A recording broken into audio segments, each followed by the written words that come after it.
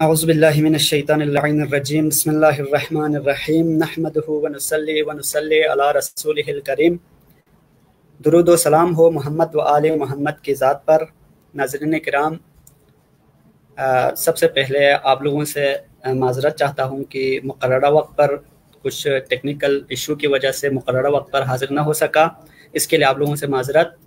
उसके बाद आप लोगों के खिदमत में दह करामत या अशरा करामत की मुनासिबत से आप तमाम नाज़रीन और उलमाए कराम जो हमारे प्रोग्राम में तशरीफ़ रखते हैं और ख़ुसूसन यूसुफ़ ज़हरा हज़रत इमाम ज़माना अज्जलल्लाहु फ़रजहु शरीफ की खिदमत अक़दस में हदिया तबरीक अर्ज़ करता हूँ।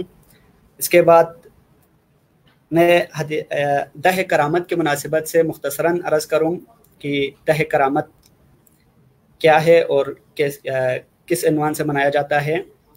तो उलमाए किराम अभी तशरीफ़ नहीं लाए, इस वजह से मैं थोड़ा सा मुक़द्दमा आप लोगों की खिदमत में अर्ज़ करूँ। दह करामत जो है, यकुम ज़िक़ैद को विलादत बासादत हज़रत मासूमा यकुम सलामुल्लाह अलैहा, आपकी विलादत यकुम ज़िक़ैद 178 हिजरी में हुई और आपके बरादर अर्जुमन हज़रत इमाम रज़ा अलैहिस्सलातु वस्सलाम की विलादत बासादत 11 ज़िक़ैद 148 हिजरी में हुई। इन दोनों के विलादत इस माह मुबारक में है, इसी एक माह में इन दोनों की विलादत है और ये दोनों अजीम शख्सियत ईरान में इनके हरम है।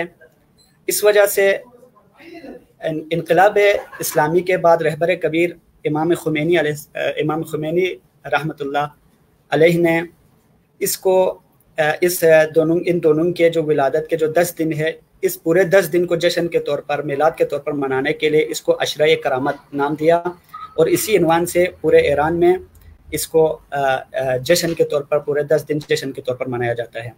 इसी मुनासिबत से मैंने एक मुख्तसर प्रोग्राम का अहतमाम किया है जिसमें बल्तिस्तान के मारूफ उलमाए किराम को दावत दी है। गालिबन क़िबला शाकिरी साहब तशरीफ़ ला चुके हैं, हम उनको खुशामदीद कहते हैं प्रोग्राम में। और अभी आगा शेख अल्लामा सज्जाद अत्हर मौसवी साहब अभी तशरीफ़ नहीं लाए, क़िबला शेख शाकिरी साहब प्रोग्राम में तशरीफ़ लाए हैं। हम उनको खुशामदीद कहते हैं और उनका शुक्रिया अदा करते हैं कि आपने अपनी क़ीमती औक़ात में से वक्त निकाल कर प्रोग्राम में तशरीफ़ लाए। और मैं क़िबला साहब का शुक्रगुज़ार हूँ और क़िबला साहब से हम इस्तिफ़ादा करते हैं। इस प्रोग्राम का आगाज़ करने के लिए मैं क़िबला साहब और आगा सज्जाद अत्हर मौसवी साहब को दावत दी थी। अलबत्ता आगा सज्जाद साहब शायद मसरूफ़ है, शायद प्रोग्राम के दरमियान तशरीफ़ लाए, हम इंतज़ार करते हैं। क़िबला शेख सज्जाद शाकिरी साहब तशरीफ़ ला चुके हैं, तो हम इस्तिफ़ादा करते हैं। क़िबला शेख साहब से हम मुस्तफ़ीद होंगे इंशाअल्लाह। क़िबला साहब, आपका बहुत शुक्रिया कि आपने वक्त दिया और आप हमारे नाज़रीन के तरफ से भी मैं आपका शुक्रिया अदा करता हूँ। और आपको सबसे पहले विलादत बासादत हज़रत मासूमा यकुम और इमाम रज़ा अलैहिस्सलातु वस्सलाम की मुनासिबत से आपकी खिदमत में भी हदिया तबरीक अर्ज़ करते हैं, आपका शुक्रिया अदा करते हैं कि आप प्रोग्राम में तशरीफ़ लाए। तो क़िबला, आप ज़रा इसी दह करामत के मुनासिबत से हमारे नाज़रीन को इस दह करामत को थोड़ा वाज़ेह करें, इस पर ज़रा रोशनी डालें सबसे पहले। अऊज़ु बिल्लाहि मिनश शैतानिर रजीम बिस्मिल्लाहिर रहमानिर रहीम।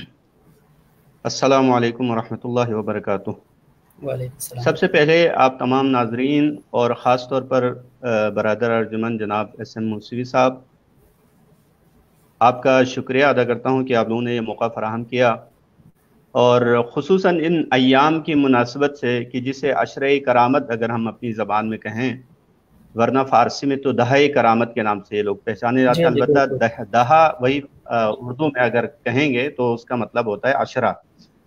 हमारे यहाँ तो अशरा का जो आम तौर पर मफहूम होता है, अशरा हम फ़कत मजालिस के लिए इस्तेमाल करते हैं, लेकिन ये ईरानियों का नया इख्तरा है, जिसे कह सकते हैं कि यानी अच्छा इख्तरा है उनका, कि उन्होंने इसको खुशी के लिए भी इस्तेमाल किया है। यानी जिस तरह अशरा मुहर्रम में हम अज़ा मनाते हैं अहले बैत अलैहिमुस्सलाम के लिए, इसी तरह इन खुशियों के अय्याम में दहा करामत के नाम से या अशरा करामत के नाम से खुशियाँ भी मनाते हैं, चूँकि आइम्मा अलैहिमुस्सलाम का ख़ुद फरमाना है कि हमारी खुशी में खुशी मनाओ और हमारे गम में गम मनाओ। یہ رسم ایران کے اندر جب سے انقلاب اسلامی آئی، ایران میں انقلاب آیا، انقلاب کے بعد جب امام رضا کی ولادت منانے کا وقت آیا تو انہوں نے سوچا کہ جب بی بی کا جو ان کی بہن ہے حضرت فاطمہ معصومہ کی ولادت جو ہے یکم ذی قعدہ کو ہے، اور امام رضا علیہ الصلوۃ والسلام کی ولادت 11 ذی قعدہ کو ہے، تو کیوں ہم اس 11 دن کو عشرہ کرامت کے نام سے نہ منائیں. لہٰذا یہ عشرہ جو ہے اس وقت سے چلا آ رہا ہے، تقریباً ابھی 40 سال سے اوپر ہو چکا ہے کہ اس عرصے میں یہ لوگ جو ہے ہر سال 10 دن یا 11 دن جو ہے ذی قعدہ کی ابتدا سے لے کر 11ویں دن تک امام رضا اور حضرت معصومہ سلام اللہ علیہا کی ولادت کی مناسبت سے جشن مناتے ہیں.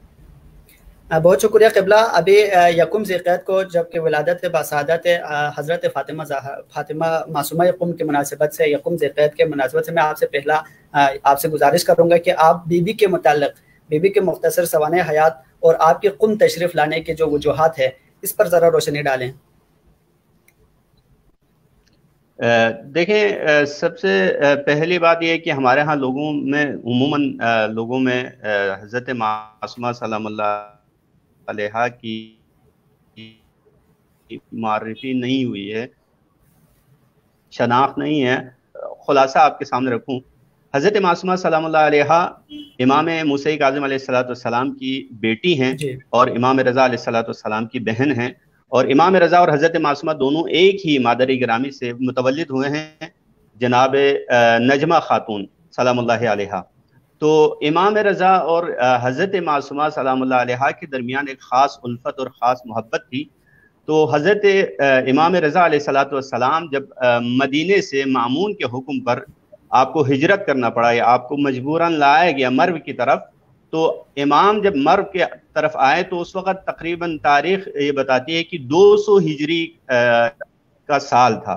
تو سنہ 200 ہجری میں امام رضا کو جب ہجرت کر کے مجبوراً مرو کی طرف لایا تو اس وقت حضرت معصومہ ٹھیک اس کے 1 سال بعد یعنی 201 ہجری میں حضرت معصومہ نے اپنے بھائی کے ساتھ ملاقات کے لیے مدینے سے ہجرت کی. جب حضرت معصومہ نے مدینے سے ہجرت کی تو آپ کے ساتھ ایک پورا قافلہ آیا، لیکن بدقسمتی سے یہ قافلہ قبل ازیں کہ امام رضا علیہ الصلوۃ والسلام کی خدمت میں پہنچتے قم کے اطراف میں ایک اس زمانے میں تو دیہات تھا، لیکن اب جو ہے ایک شہر ہے، چھوٹا سا شہر ساوا کے نام سے، ساوا نامی شہر کے اندر جب پہنچے یہ لوگ تو بعض روایت کے مطابق کچھ ڈاکوؤں نے حملہ کیا اور بعض دیگر روایت کے مطابق بنی عباس کے غنڈوں نے ان کے اوپر حملہ کیا، ان کے لشکر نے، سپاہ نے ان کے اوپر حملہ کیا اس قافلے کے اوپر. اس قافلے کے اوپر حملہ کرنے کے بعد اس قافلے کے اندر موجود تقریباً 23 جوانوں کو، مردوں کو شہید کر دیا، کہ جس کے بعد بی بی کے سامنے جب یہ واقعہ پیش آیا تو بی بی سے یہ دیکھا نہیں گیا، اور روایت کہتی ہے کہ بی بی وہیں سے ان حالات کو دیکھ کر آپ بیمار پڑ گئی. لیکن کچھ روایت کے اندر آیا ہے کہ آپ کو، جس کو علامہ مرتضیٰ عسکری صاحب نے بھی اس چیز کو قبول کیا ہے، کہ آپ کو زہر دیا گیا اور زہر کے نتیجے میں آپ بیمار پڑ گئی اور پھر اس کے بعد آپ کو قم لایا گیا. لیکن بعض کہتے ہیں کہ تاریخ قم کے اندر یہ روایت آئی ہے، کہتے ہیں کہ قم والوں نے خود آفر کی، انہوں نے درخواست کی بیوی سے کہ آپ قم تشریف لائیں. اور ہمارے ناظرین کو یہ میں بتاتا چلوں کہ قم تاریخ میں، یعنی تاریخ اسلام میں اگر آپ قم کی تاریخ دیکھیں گے تو قم ابتدا سے ہی اہل بیت کے چاہنے والوں کے نام سے پہچانا جاتا ہے. تو لہٰذا اس زمانے میں بھی قم کے اندر ائمہ علیہ السلام کے بڑے بڑے صحابی رہا کرتے تھے، بڑی بڑی خاندانیں ایسی تھیں کہ جو کلن ان کے خاندان کے اندر بڑے بڑے اصحاب تھے. تو انہی خاندانوں میں سے ایک اشعری خاندان تھا کہ جس کے بقایا جات اب بھی قم کے اندر موجود ہیں.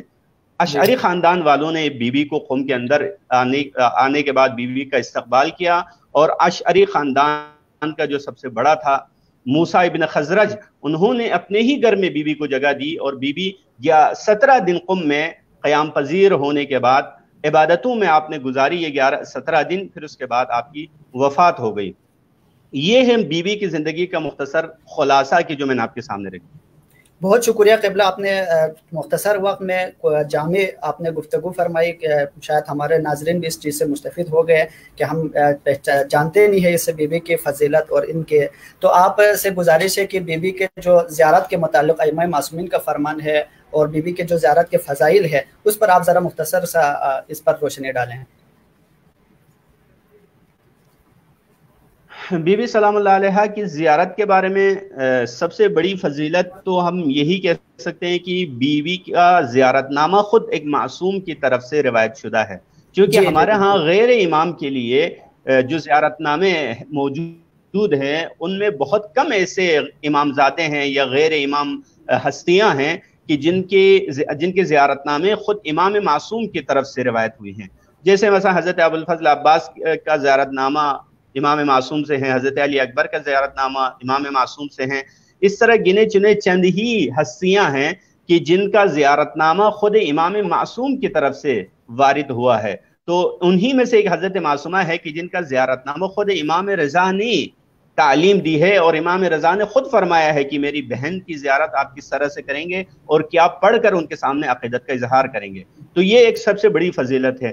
دوسری فضیلت آپ زیارت کرنے والوں کے لیے جو فضیلت ائمہ علیہ السلام نے بیان کی ہے، اب دیکھیں خود امام جواد علیہ السلام فرماتے ہیں کہ من زار عمتی بقوم فلہ الجنہ، جو شخص میری پھپھی کی زیارت کریں گے قوم میں، جو شخص میری پھپھی کی زیارت کریں گے قوم میں اس کے لیے جنت ہے۔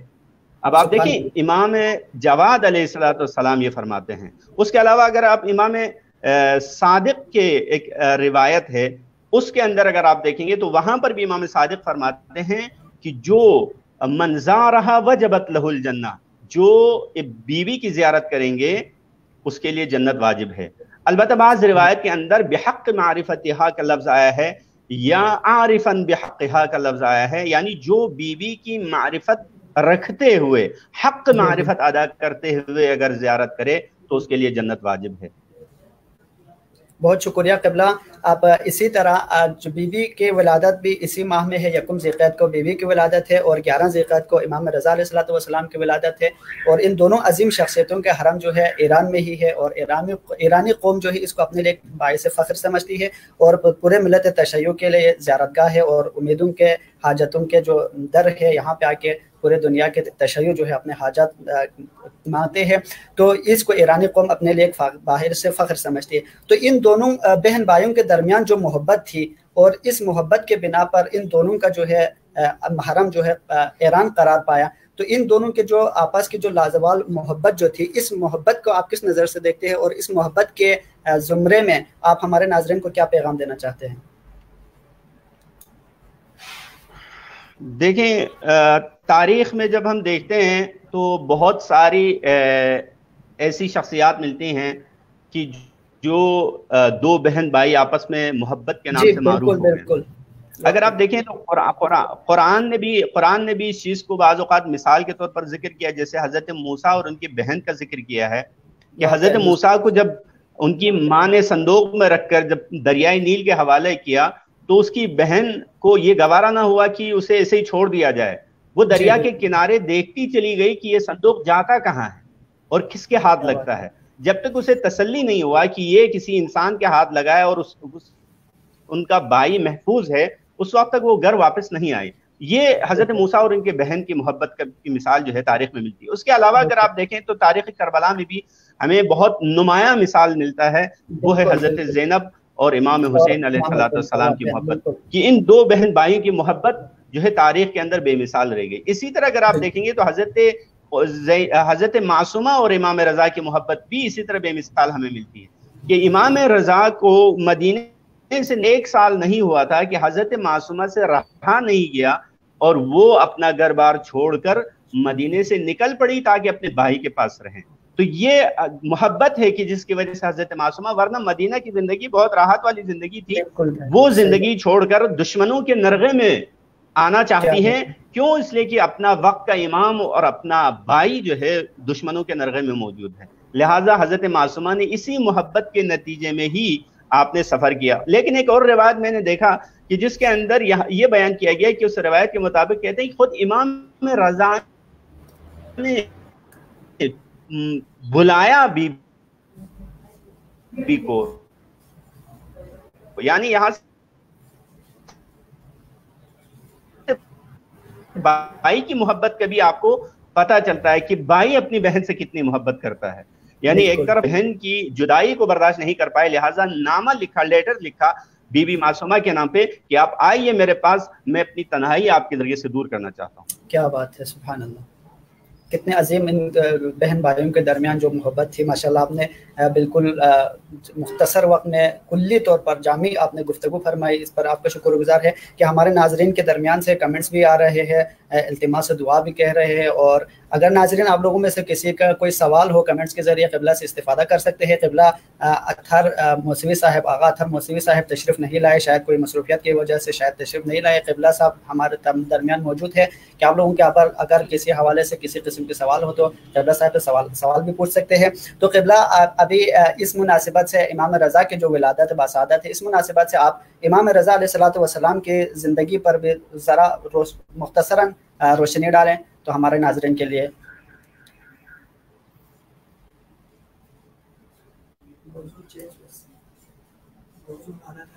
معذرت چاہتا ہوں، میں آپ کا سوال نہیں سن پایا. جی قبلہ معذرت، آواز نہیں آئی آپ کی. جی نیٹ ورک کا ایشو ہے تھوڑا، نیٹ ورک کی وجہ سے شاید آپ کو آواز نہیں آئی. میں عرض کر رہا تھا کہ ولادت باسعادت امام رضا علیہ الصلوۃ والسلام کے مناسبت سے بھی امام رضا کے حالت زندگی پر بھی مختصراً روشنی ڈالیں.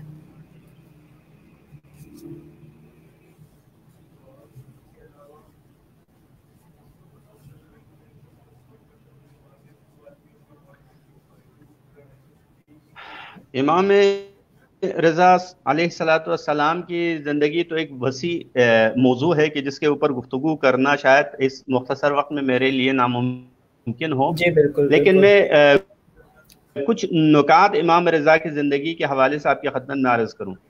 امام رضا علیہ الصلوۃ والسلام کی ابتدائی زندگی تو مدینے میں گزری، جیسے کہ آپ بھی جانتے ہیں اور میرے خیال میں میرے ناظرین بھی اس چیز کو جانتے ہیں. امام رضا نے ابتدائی زندگی اپنی جو ہے مدینے میں گزاری، لیکن کیسے امام رضا کا مدینے سے اٹھ کر مرو آنا ہوا اور مرو سے پھر آپ خراسان میں توس کے اندر آپ کی شہادت واقع ہو گئی، یہ ایک مفصل تاریخ ہے. لیکن میں آپ کی خدمت میں عرض کروں کہ امام رضا کا مدینے سے اٹھ کر آنے کی جو بنیادی وجہ ہے وہ کیا ہے؟ مامون الرشید جو اس وقت کا بنی عباس کا خلیفہ تھا، ان کی طرف سے آرڈر تھا کہ وہ آ جائیں. یعنی مامون الرشید اپنے دربار میں امام کو رکھنا چاہتا تھا، چونکہ مامون کا دربار اس وقت ان کا جو دار الخلافہ تھا وہ مرو تھا، مرو میں وہ رہتا تھا، لہٰذا انہوں نے مرو میں امام کو بلایا. اس کی پالیسی کیا تھی؟ مامون ظاہراً ایک ائمہ اور اہل بیت سے دوست رکھنے والا اور ان کو چاہنے والا خلیفہ تھا، اور ظواہر کا بہت خیال رکھتا تھا، شریعت کے ظاہری احکامات کا بہت خیال رکھتا تھا. باقی بن امیہ کے حکمرانوں کی طرح نہیں تھا کہ جو علل اعلان جو ہے فسق و فجور انجام دیتے تھے اور جو ہے ظلم و بربریت کا بازار گرم رکھتے تھے. لیکن مامون الرشید ایک زیرک اور سلجھا ہوا سیاستدان تھا کہ جس نے بہت ہی زیرکی سے انہوں نے اپنے دشمنوں کا مقابلہ کیا، اپنے مخالفین کا مقابلہ کیا. انہوں نے امام رضا کو بھی، وہ جانتا تھا کہ امام رضا اس کا سب سے بڑا دشمن ہے اور امام رضا ہی در واقع اس کے لیے بڑا پرابلم ہے، لہٰذا اس نے امام رضا کو اپنے سے دور رکھنا مناسب نہیں سمجھا. اگر آپ اس ظالموں کی سیاست کے اندر اگر آپ دیکھیں گے، آج کے سیاستدانوں کے اندر بھی اگر آپ اس چیز کو غور کریں گے تو یہ معلوم ہوگا کہ وہ یہی کوشش کرتے ہیں کہ اپنا سب سے بڑا جو دشمن ہے اس کو اپنے سے زیادہ قریب رکھنے کی کوشش کرتے ہیں تاکہ اس کے اوپر کڑی نظر رکھی جائے.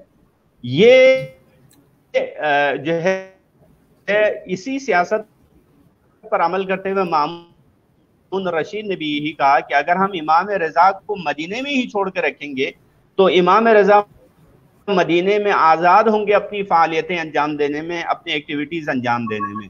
لہٰذا مامون نے کہا کہ ان کو اپنے پاس رکھتے ہیں اور ایک جو ہے ظاہری عنوان بھی ہم ان کو دے دیتے ہیں کہ جس کے ذریعے سے وہ ظاہراً خلافت کا حصہ بھی قرار پائیں اور پھر جو ہے ہم ان کے اوپر کڑی نظر بھی رکھ سکیں. لہٰذا مامون الرشید نے امام رضا کو اپنے دربار میں بلایا تاکہ امام کے اوپر سخت کڑی سے کڑی نظر رکھیں.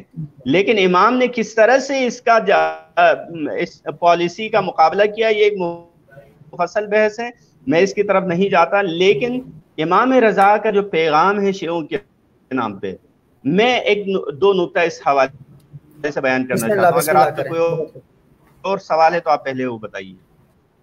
جی بسم اللہ، آپ جو نقطے آپ فرمانا چاہ رہے ہیں وہ اس پر روشنی ڈالیں. اس کے بعد ہمارے ناظرین کی طرف سے بھی شاید کچھ سوالات آ رہے ہیں، میں وہ آپ کی خدمت میں عرض کروں گا. آپ جو ابھی جو نقطہ ہے اس کی طرف اشارہ فرمائیں.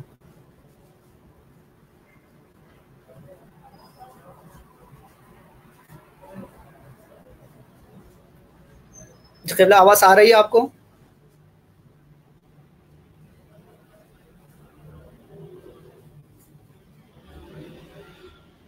شاید ناظرین نیٹ کا تھوڑا مسئلہ ہے.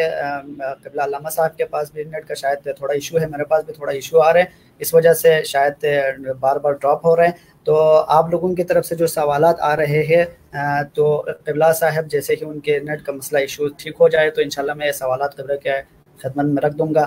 انشاءاللہ آپ کے سوالات کے جواب بھی مل جائیں گے.